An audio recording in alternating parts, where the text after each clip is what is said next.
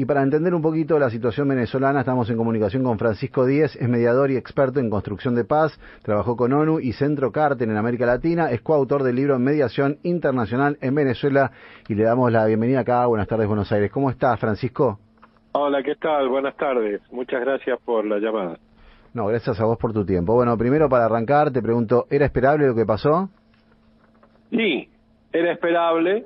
Estaba bastante claro que la única posibilidad de que Maduro se sometiera a un escrutinio electoral, digamos, se daba bajo dos condiciones. Una condición era que estuviera seguro que iba a ganar, sí, y bueno, y que entonces se sometía con facilidad a ese test. O dos, que hubiera negociado la posibilidad de perder, ¿no? Y que hubiera negociado qué pasaba en el caso de que perdiera. ¿Y con quién negoció eso? No, eso no se negoció. Por eso. Yo pensé que podría haber habido alguna negociación en las últimas conversaciones que hubo con Estados Unidos, porque esa negociación tendría que haberse hecho fundamentalmente con Estados Unidos. Y perdón que te pregunto, pero para entender, sí, ¿qué se negocia con Estados Unidos? A ver, ¿qué es lo que se negocia con Estados Unidos? Mirá, en una elección? Con Estados Unidos se negoció el levantamiento de algunas de las sanciones a cambio de un proceso electoral razonable. Ese proceso electoral dejó de ser razonable en un momento determinado del proceso, hubo irregularidades que todo el mundo conoce, inhabilitaciones, impedimentos, bloqueos, etcétera, etcétera, y sin embargo el proceso siguió adelante, las sanciones se revirtieron algunas, no todas, pero hubo conversaciones. ¿Qué se puede conversar? Mirá, en mi experiencia personal, yo tuve conversaciones con Elliot Abrams cuando era el enviado de Trump para Venezuela, y yo le decía, mira, Elliot, el madurismo no va a ponerse en la posición de dejar el poder e ir a la cárcel. Entonces, hay algunas cosas que hay que negociar porque está la Corte Penal Internacional y él se sonrió y me dijo, pero ahí no hay mucha matanza, hay más robo que matanza, ¿no? En inglés. No much killing. Claro. Only stealing, ¿no? Claro, total.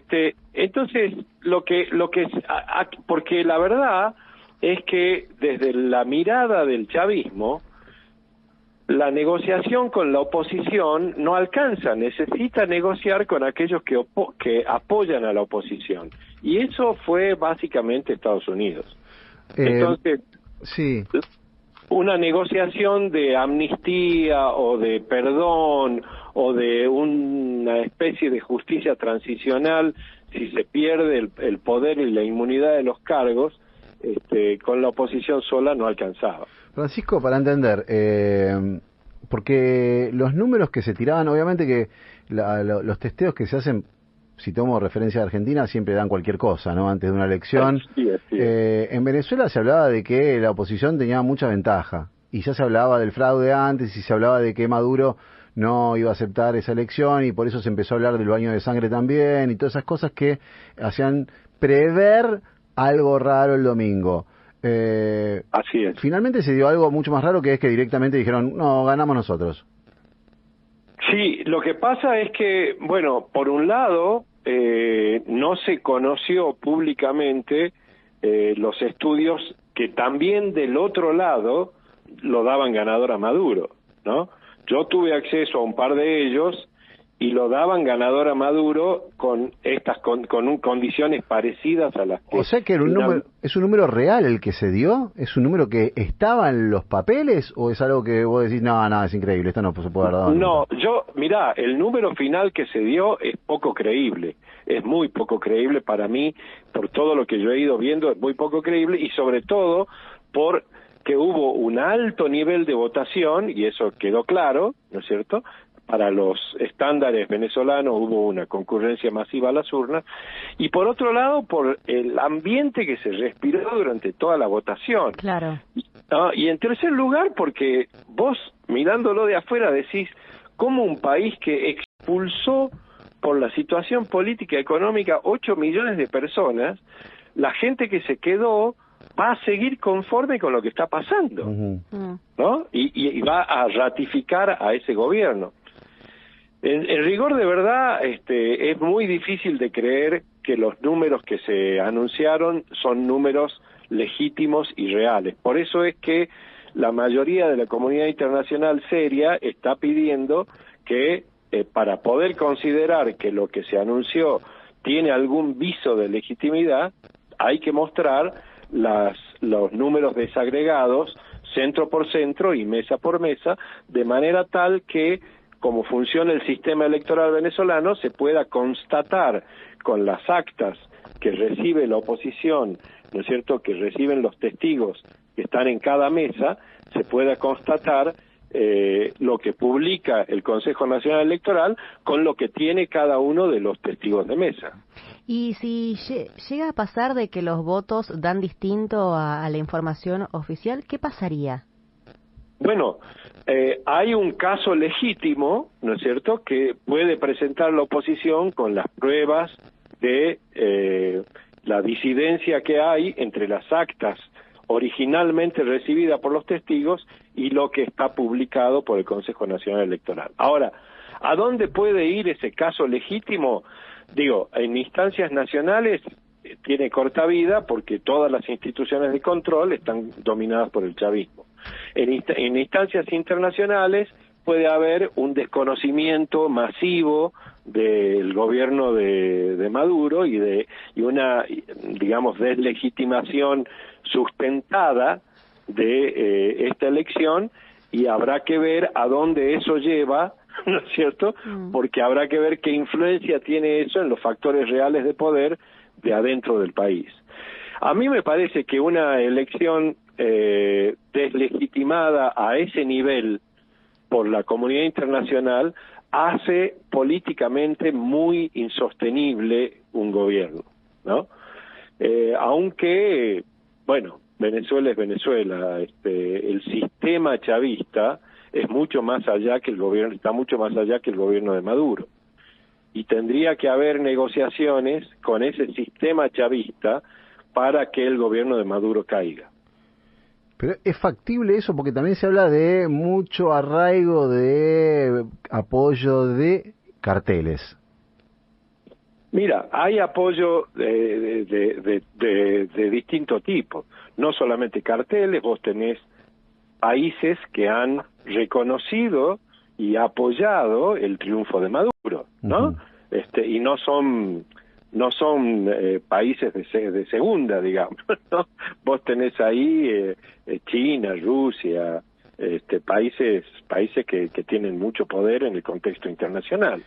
Entonces no es, acabo de ver un mapa de cómo están los países que apoyaron los resultados, y un mapa de los que rechazaron el resultado y de aquellos que piden un recuento transparente de los votos. ¿Y cómo queda eso? Es interesante esta sí, distinción, ¿no? Vos tenés Estados Unidos, Brasil, Europa, en fin, tenés países importantes, casi toda Europa, que pide, ¿no es cierto?, un recuento transparente de los votos. Tenés Rusia, China, Irán, Siria, ¿no? Bolivia, Honduras, Cuba, que están completamente satisfechos con los resultados, y tenés los países que rechazaron el fraude, entre los que están Argentina, Chile, Perú, Ecuador, algunos de Centroamérica, etcétera, ¿no? Los que no te menciono no han tomado una posición. Sí. Pero los importantes en el mundo occidental están pidiendo un recuento transparente de los votos. Y yo creo que hacia allí hay que ir, y cuando eso no sea posible o el recuento de los votos muestre que efectivamente hubo graves irregularidades, hubo fraude o hay inconsistencias que no se pueden justificar, entonces la legitimidad del gobierno de Maduro estará mucho más sesgada que lo que está hasta ahora, ¿no? Vamos a suponer, porque esto me parece que es como cuando se reclaman, voy a hacer un paralelismo con el fútbol, es como cuando se va a reclamar los puntos al tribunal y que simplemente queda en ese hecho por la tribuna. ¿Qué pasa? Supongamos que se reclama, todo sigue igual, llega un momento en el cual el gobierno tiene que tomar su cargo o continuar con su cargo, en el caso de que Maduro siga ejerciéndolo. Y con respecto a las relaciones internacionales, ¿qué pasa? Porque obviamente que hay países con los cuales conjuga y que está todo bien y reconocen su gobierno, y hay otros que, por lo que estamos viendo, no lo reconocen, están reclamando un recuento de votos, como mínimo. ¿Y cómo queda parado ante las relaciones internacionales esto? Mira, desde el punto de vista internacional no hay mucho cambio con lo que venía pasando. Uh-huh. ¿No es peor ahora? Es peor en el sentido de que tenés a dos países vecinos de Venezuela que son muy, muy importantes, que son Colombia y Brasil, que están en la posición de pedir el recuento de los votos y que la cosa sea más transparente, ¿no? Uh-huh. Hasta ahora, digamos, vos tenés en América Latina, Colombia, Brasil y México son países que para Venezuela son relevantes desde el punto de vista estratégico, económico y político, ¿no? 3 países en donde hay gobiernos, entre comillas, que simpatizan o que simpatizaron con el chavismo, ¿sí? Eso sí es relevante desde el punto de vista político, y además eso podría acelerar algunas fracturas incipientes adentro del chavismo que hacen la distinción entre el madurismo y el chavismo, ¿no? Y ahí podría abrirse algún tipo de proceso de transición. Yo soy un convencido desde hace muchos años que el sistema chavista solamente va a abrirse a una convivencia democrática con la oposición por implosión, ¿no? O sea, se va a quebrar de adentro. Y a eso deberían apostarle aquellos que están en contra del proceso chavista, porque vos no podés tirar el agua de la bañadera con el chico adentro, ¿no? O sea, el chavismo llegó para resolver una cantidad de inequidades y desigualdades que existían en Venezuela que eran completamente reales, ¿no? Entonces, el temor de esos sectores es que fuera el chavismo, fuera la resolución de las inequidades y las desigualdades que en su momento Chávez atendió de manera real y concreta, y que después, con el desastre del gobierno de Maduro, todo se deformó y se distorsionó al punto que conocemos, ¿no? ¿Cuán diferente es un gobierno del gobierno de Maduro que el de Chávez? ¿En qué es diferente? Bueno, en primer lugar, en los resultados económicos y en el apoyo popular. Uh-huh. El gobierno de Chávez ganó un buen número de elecciones con un apoyo popular concreto y real, ¿no? La economía para esos sectores funcionó. Todavía había aparato productivo que razonablemente funcionaba. La desfinanciación de PDVSA y la caída de la producción, si vos ves la caída de la producción de barriles de petróleo de la empresa PDVSA, cómo se acelera la caída a partir de la asunción del gobierno de Maduro. Las diferencias entre Maduro y Chávez, ¿no? Sí, y la diferencia entre el Chávez de la primera época y el Chávez de la segunda y tercera época. Exactamente. Bueno, complejo el análisis, ¿no? Pero como complejo, para entender la realidad hoy actual de Venezuela. Mira, muy complejo, y la verdad es que sigue complejizándose, ¿no? Yo recuerdo en una de mis visitas al país en el 2012, yo les decía, miren, la situación puede empeorar mucho más. No, ya tocamos fondo, puede empeorar mucho más.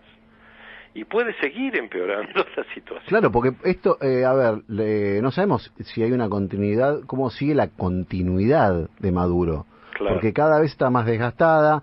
Hoy por hoy, vamos a suponer de que los números están fraguados. O sea que cada vez tiene menos apoyo legítimo. Por supuesto. Ahora está con un apoyo que es falso.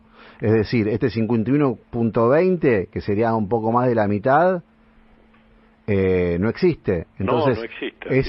Llega un momento que se va a tornar insostenible. Bueno, pueden seguir pasando muchas de las cosas que vienen pasando, que es que vos tenés 5 millones de votantes afuera en contra de Maduro, que por supuesto no los dejaron votar, los bloquearon porque están en contra de él. Puede ser que haya una nueva ola de emigración, ¿no? Hay mucha gente que estaba aguantando y que decía, bueno, ahora va a cambiar, me sigo quedando porque es mi país, y ahora puede decir, bueno, no, esto no cambia más, me voy. ¿Cuántos puede años, haber una nueva ola de inmigración. ¿Cuántos años duraría el mandato? 6 años. Sí, claro. Bueno, mucha gente también ayer en algunas entrevistas se escuchaba que decían si gana la oposición, vuelvo a Venezuela. Claro. Había mucha gente esperanzada de volver a su país. Así es. Claro, totalmente. No, yo creo que la situación se puede complejizar muchísimo. Ahí, por supuesto, ustedes saben que el rol que juegan las Fuerzas Armadas es crucial. La mayoría de la cúpula de las Fuerzas Armadas está totalmente integrada al sistema chavista, con lo cual es muy difícil que puedan jugar junto con las fuerzas contrarias al chavismo. Estas maniobras que le permiten conservar el poder consolidan por un tiempo, ¿no es cierto?, la capacidad de poder de Maduro y del círculo más cercano al madurismo, pero la verdad es que una deslegitimación tan grande como la que puede producir este resultado, si se demuestra realmente de manera palpable que es fraudulento, eso corroe las bases políticas también, ¿no?, del movimiento. Por eso es que yo digo que en realidad si yo estuviera en la oposición política al madurismo, habría que tratar de seducir al chavismo, claro, ¿no? Claro. Y tratar de generar un movimiento que pues consolide esa fragmentación interna que se esbozó ya desde hace un tiempo, ¿no? Francisco, te agradecemos un montón tu tiempo y la verdad súper claro todo. Te agradecemos y seguimos en contacto por si tenemos que hacerte alguna que otra consulta. Así Con todo gusto. Bueno, muchas gracias. Chao, hasta luego. Francisco Díez, mediador y experto en construcción de paz, trabajó en la ONU y Centro Carter en América Latina, aparte coautor del libro Mediación Internacional en Venezuela.